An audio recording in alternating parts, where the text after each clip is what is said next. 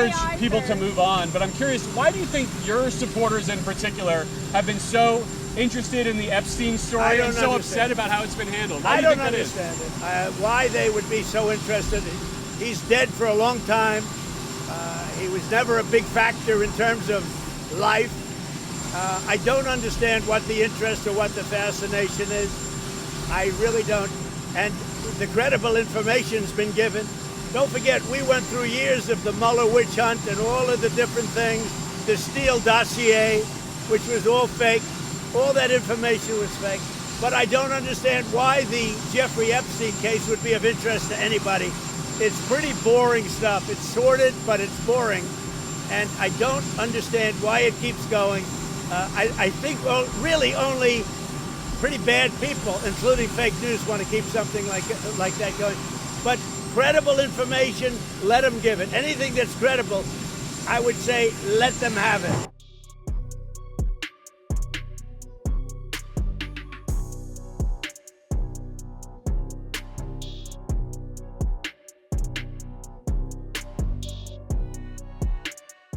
Nothing about Epstein. I'm not going to talk about Epstein.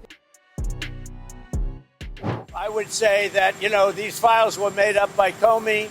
They were made up by Obama. They were made up by the Biden, we went through years of that.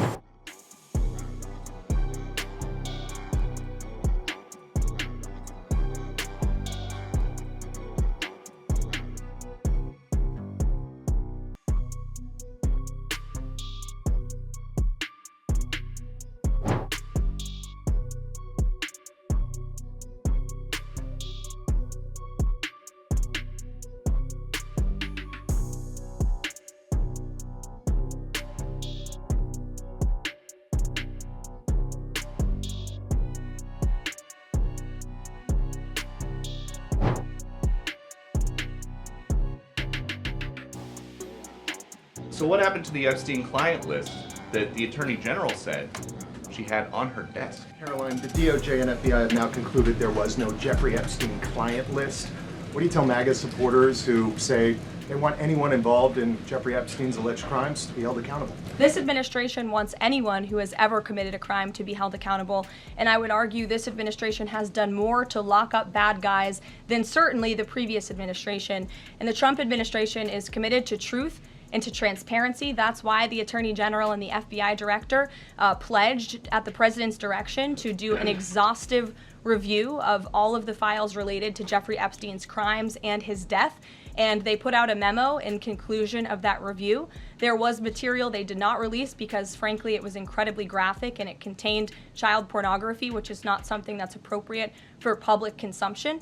But they committed to an exhaustive investigation. That's what they did, and they provided the results of that.